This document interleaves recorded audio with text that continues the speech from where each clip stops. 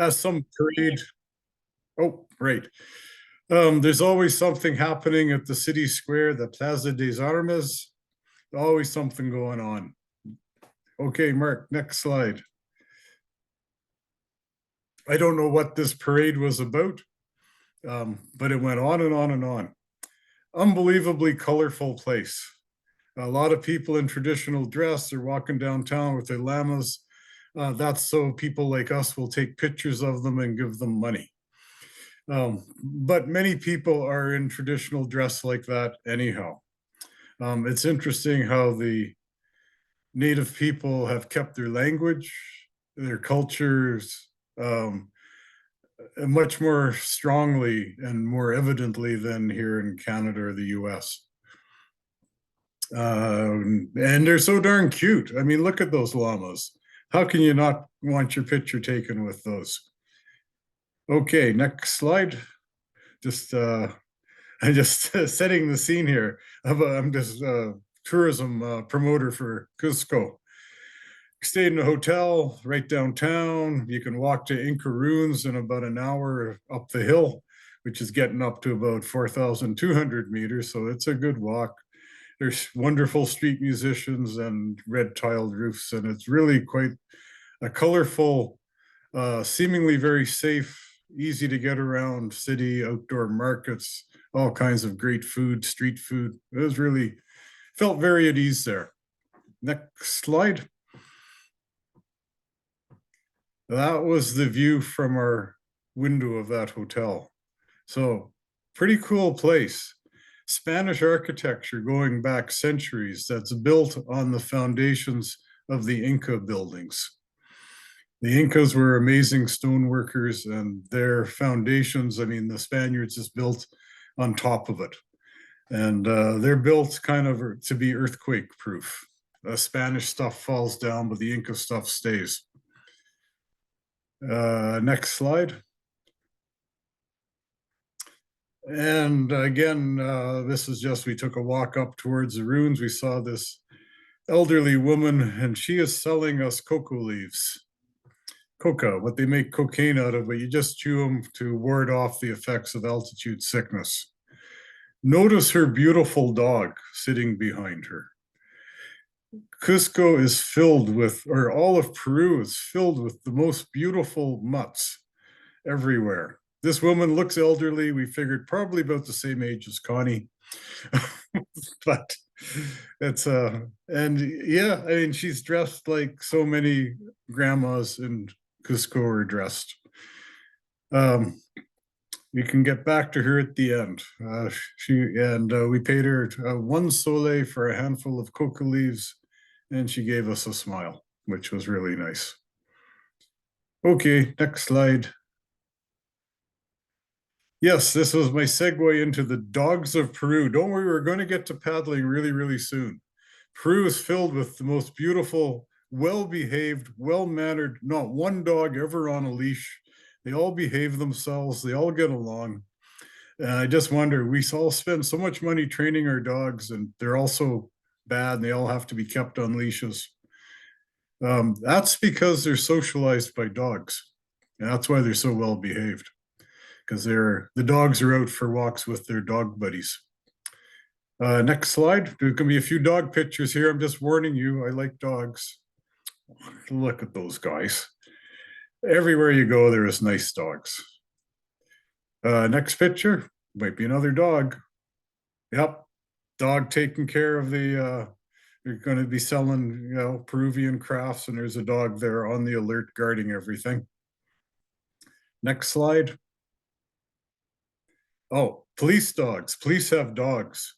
And you can see again how alert the dogs are in Peru, and also made you feel quite safe that if the dogs are that relaxed, I don't think there's a lot of crime going on there.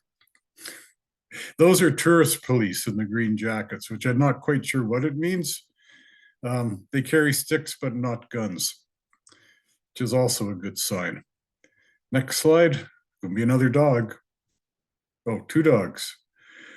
Here's a dog that's keeping a little souvenir shop running in an ancient Inca ruin that's probably about 2,000 years old.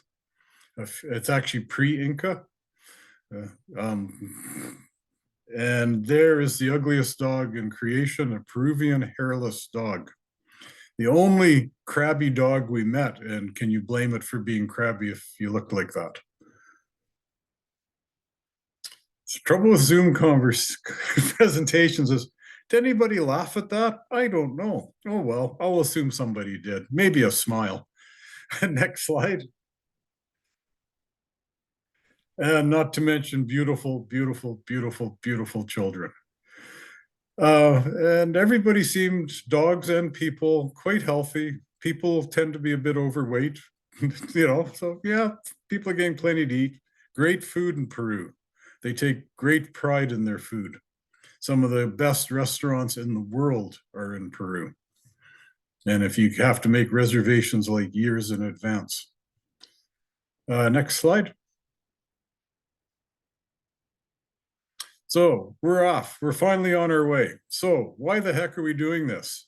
I'll tell you. So when we were fishing around for something to do in the summer, I saw an ad in Paddling magazine online about a canoe race on the Madre De Dios River in June. And it was already, well, June's a busy month for me. However, I contacted the organizer and I said, well, we'd like to go down the Madre de Dios River. It sounds great, but we don't want to race. We just want to do a canoe trip, which kind of threw him a bit. So there were two organizers for this little, I guess you'd call it adventure company, Carlos and Freya, his girlfriend. And so we just worked it out over the phone. I said, there's just going to be the two of us, and we like paddling. And he said, we'll have to bring a cook. And I said, I don't think we need a cook. We can cook. And they don't quite understand Canadian style canoe trips. And we never did get to the Canadian standards, but we did have a really great canoe trip. So we met them in Cusco. We hop in a van. This is our driver that they hired to drive us to the start of the river. So here we go. Quite a pleasant drive. Quite a scenic. And next slide. One stop on the way. Wequecha Research Station in the Cloud Forest. We stayed there overnight. This is quite an amazing place, and if you ever go to Peru, you should definitely go there. Make a point of going there. If you have a child who's looking around to do some graduate work or some volunteer work, that would be a really good place to do it.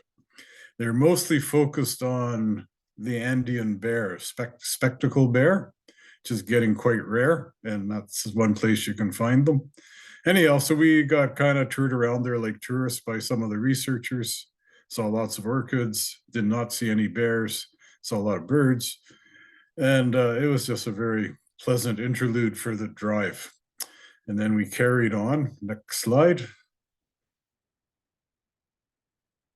Oh, right. We haven't carried on yet. We're still there. They have these tree canopy walkways because they're doing research, a lot of different types of research in the cloud forest. A lot of it is, you can see all the epiphytes growing on the trees. So this is up about the same height as Cusco, but it's very wet here. So you get this cloud, very moist forest.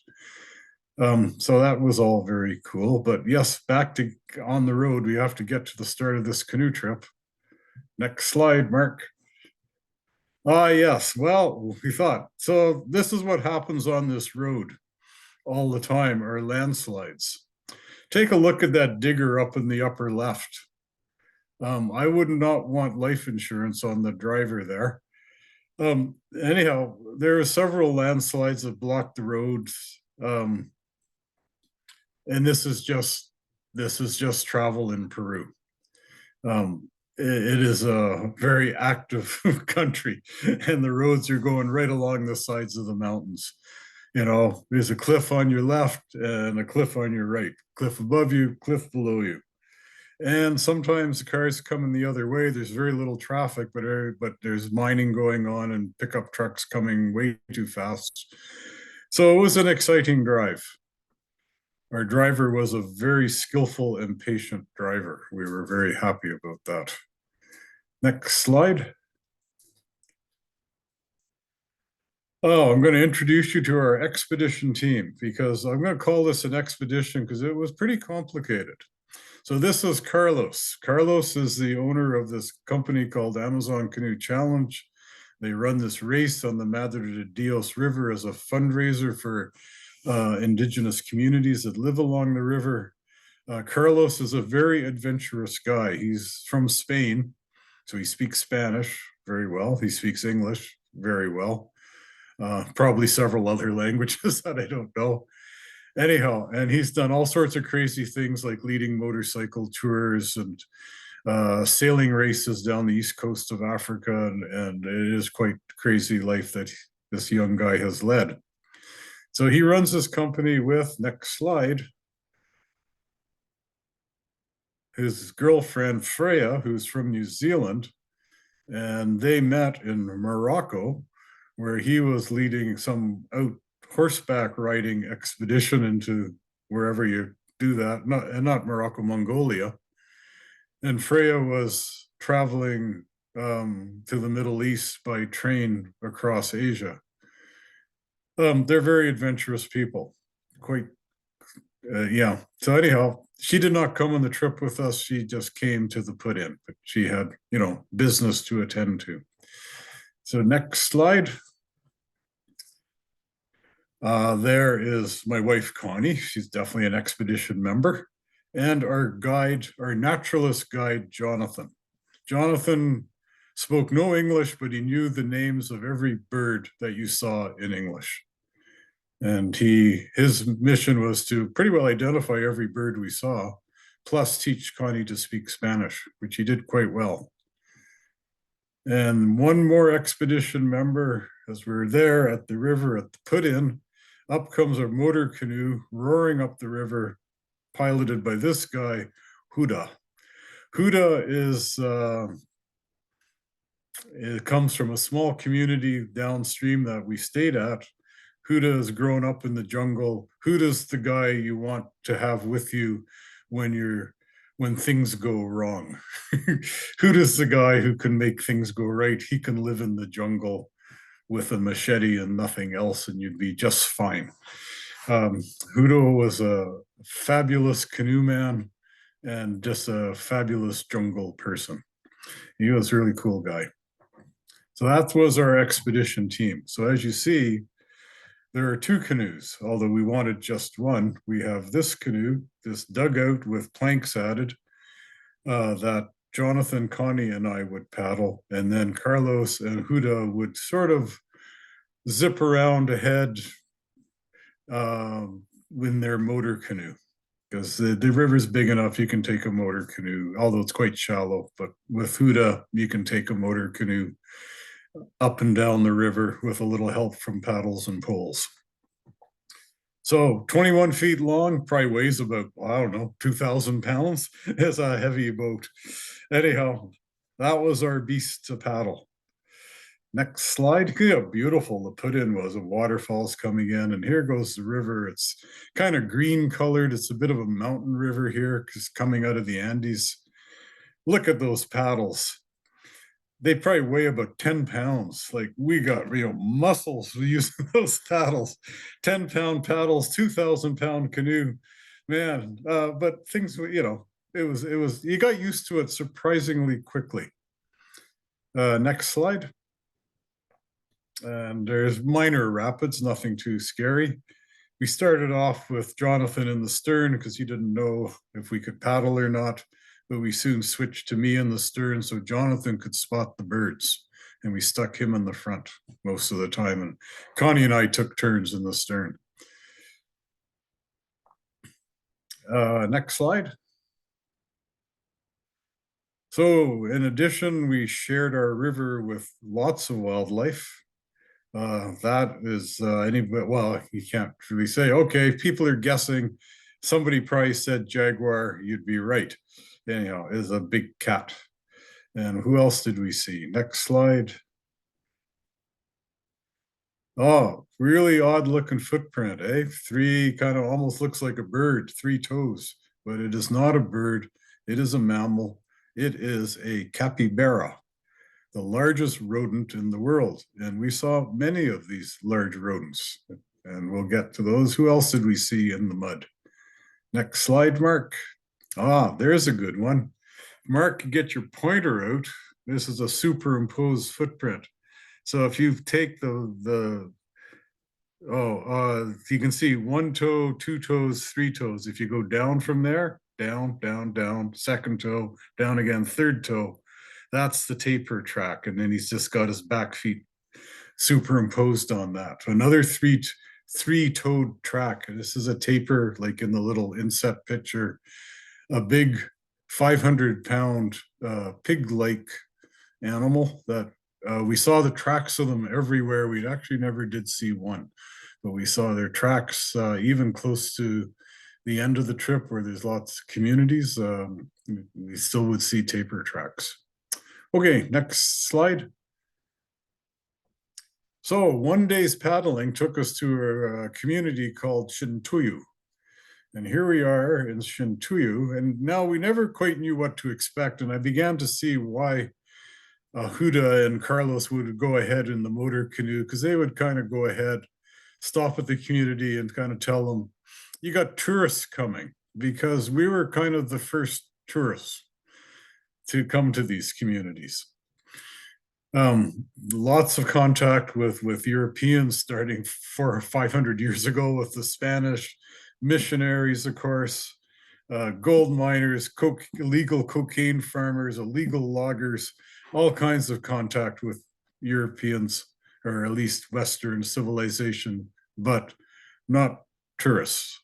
So we were tourists. So they have actually built a nice little cabin.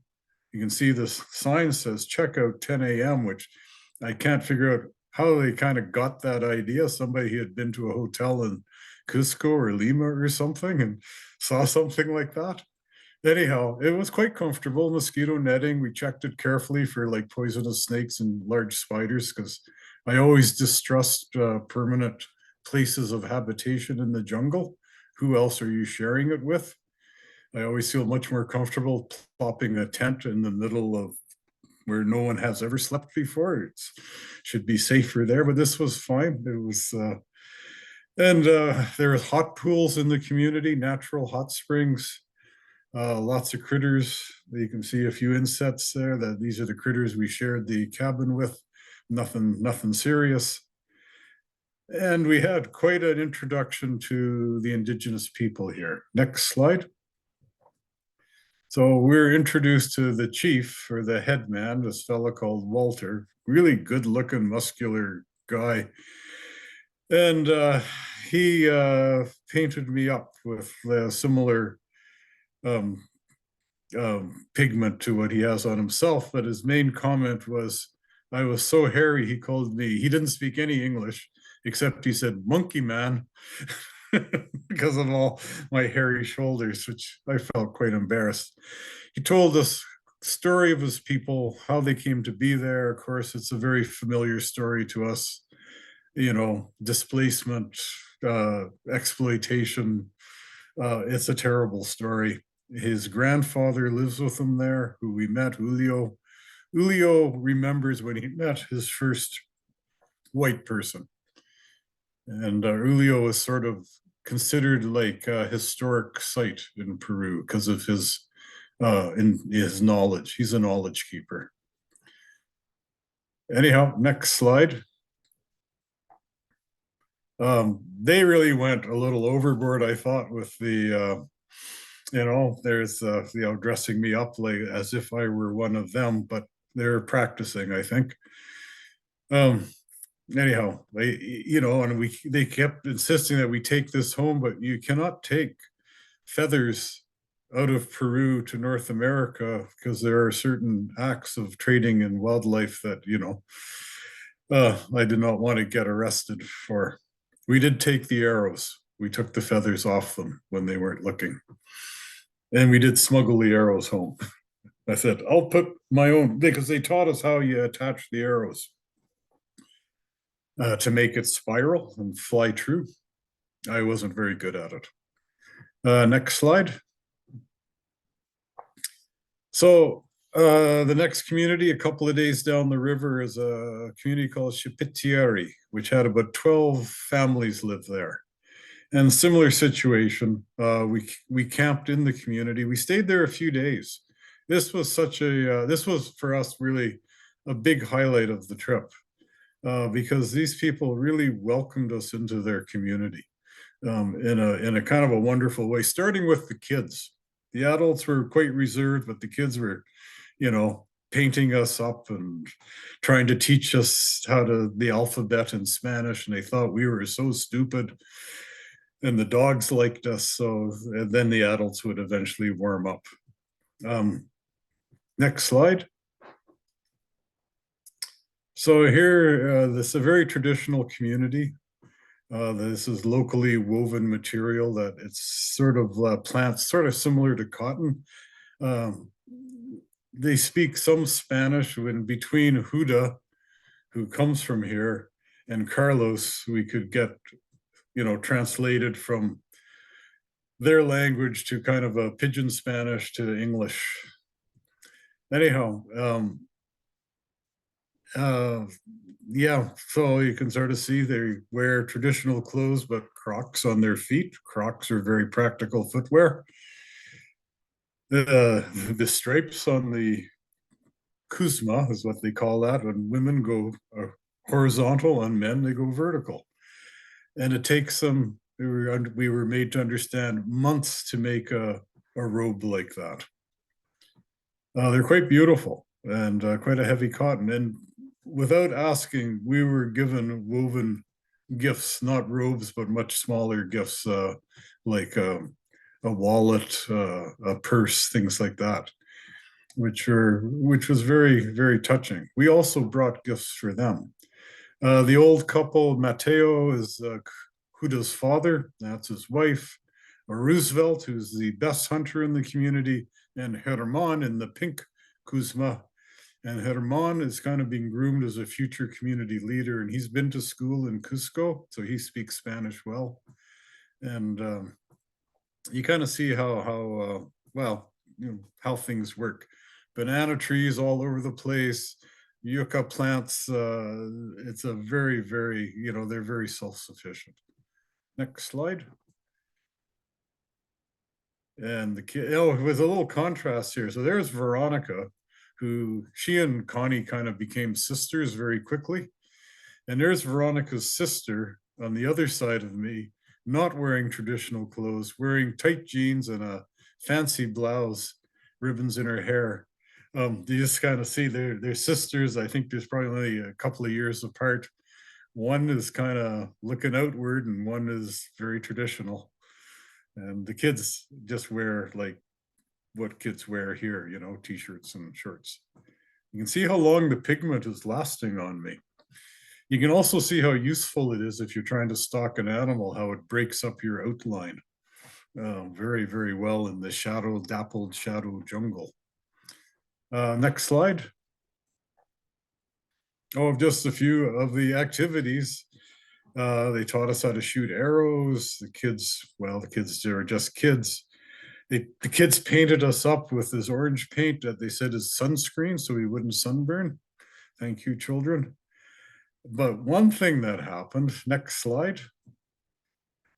A lot happened. Well, we went out in the jungle with Roosevelt, their best hunter, not hunting, but he was just taking us into a virgin old growth rainforest.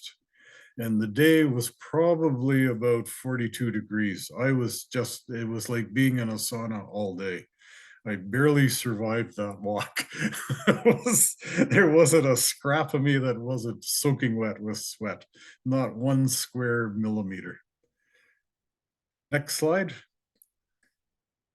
But in the jungle, there was these fabulous old trees, lots of creepy crawlies, lots of insects, monkeys high up in the trees. You never really did see them. Very few birds. You didn't see any mammals or anything like that at all, except you could hear the monkeys. Still, it was quite an interesting walk with Roosevelt. Next slide. And just the way the jungle grows is kind of monumental. That's a root.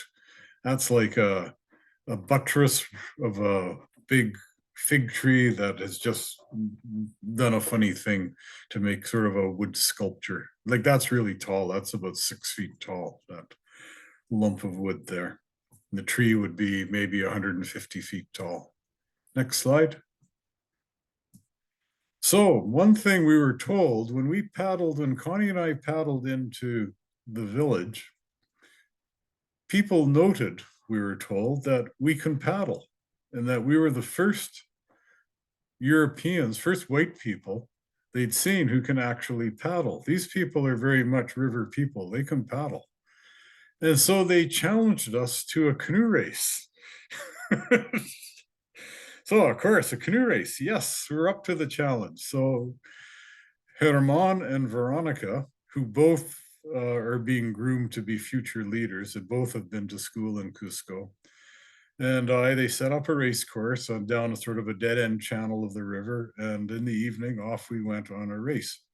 And it was quite exciting. There was people crying in Spanish, you know, "Vámonos Peru, vámonos Peru." You can see we have a little Canadian flag on the front of our canoe. And we even had a few supporters that said, "Go Canada." And it was very exciting, very a lot of goodwill. They won by a nose, and which was appropriate. And that was my canoe racing career in Peru. Next slide. But there is a point here, I guess, is that paddling is an international language among many people. Because we could paddle, we had an instant connection with the village. And like I say, we got some gifts, and I'll just go on here. We were told to bring gifts, but not to bring sweet food because the kids, they don't want the kids to eat candy or get used to sugar. Not to bring anything that's sort of no money, you know. So what we brought, I brought a big bag of birch bark, and we showed them how we in Canada we make canoes out of birch bark. We make shelters out of birch bark. We use it for fire starter, and we did demonstrate how great it is because these people they cook over fire. They did have a propane Coleman stove kind of thing, but they do most of their cooking over fire. So the birch bark was a big hit. I dunked it in water and lit it when it was wet, and it caught, you know, flamed up, and they were, wow, this is good stuff. I also brought Coughlin's fire sticks, but they were much more impressed with the birch bark than the fire sticks. And then we brought photographs of Canadian wildlife, and they were very impressed with bears and moose, especially moose. We said how big a moose was and how long you could eat one moose. Anyhow, they were a big hit. We left the photographs with them. People were laughing. We sat around. We told stories. They have a fermented yucca drink called masota. And of course, everybody sits around in the evening and you pass a big bowl of masota around and you tell stories. And we did not understand, of course, the stories that they told, but they sang songs, very beautiful. And we were asked to sing a song. Connie and I cannot sing, and we came up, we said, we'll sing Blue Lake and Rocky Shore, which we did, Blue Lake and Rocky Shore. And then they asked for another. So we sang, and you probably don't even know this song, Bumming Around the Railway, yippity yappity yay day, never see a payday, tra la la la la. Anyhow, we sang that one. They didn't have a clue what we're talking about, but they were laughing and laughing and laughing. And it was one of the most touching evenings I've ever had in my life, I have to say. We were sad to leave, but we stayed there 3 nights, and then off we were down the river again with lunches that somebody in the village had made for us, wrapped up in banana leaves. No waste. Everything is a circular economy. Next slide. Oh, that's our lunch. It's rice and stuff. Of course, Connie's a vegetarian, quite strict. So it was tough to feed her because they're a pretty meat-based diet. We might have slipped in a bit of chicken or something. A lot of chickens running around there. We didn't hear any chickens going, ah, but could have happened. Next slide. It's a rainforest. We welcomed rain. It was cool when it rained. Next slide. And now we're kind of, getting into a rhythm of a canoe trip, which you like. This is very typical jungle scenery. The river is just, beaches, mud flats, jungle, just frame the river continuously. There's no sounds of motors. You're feeling quite in the jungle. Overhead, parrots and macaws would fly across the river. We'd hear these wonderful birds called oropendula, and their calls sound like wine being poured from a wine bottle, glug, glug, glug, glug, glug. And they build big hanging nests. So it's just a really pleasant place to paddle, and you just never know what you're going to see. Caimans are pretty common. They're also pretty shy, so you'd see them slipping into the water as you came around a bend, and the odd capybara. Next slide, Mark. Yeah, beautiful sunsets. It was just so beautiful, peaceful. Really, it's the jungle. It's the rainforest. Kind of what I was looking for. Next slide. Yeah, just paddling down the old river. Next slide. Camping on the beaches. Those were the best nights, camping on the beaches, waking up to the sounds of the jungle. It was just, I just felt I'd found a place that I could be very comfortable in, except it was stinking hot when it didn't rain. Next slide. We Connie's a bird watcher, not a bird watcher. Connie's an ornithologist. She's a professional bird scientist. And really, she's really interested in the birds. What kind of tents are those, Lynette? They're awful tents. They're from somewhere in England, and they're single walled tents. They don't breathe worth a damn. You can't get netting. They're awful tents. I did suggest they buy cooler tents. But it was the insects that impressed us, especially the butterflies and moths. The background to this picture is a sweaty t-shirt that I wore all day. And the sweat, of course, attracts the butterflies and moths. And that's just a typical, you put your sweaty t-shirt out at night and take a picture, and it's covered with all these butterflies and moths. Next picture. There's going to be a lot of butterfly pictures here. And just like on a wet, sweaty t-shirt, they gather on the mud where there's mineral salts. So you get these congregations of butterflies. And then you get close and they take off, and it's just like the air is filled with confetti. It was quite amazing. Didn't realize the butterflies would be what we remember. Next slide.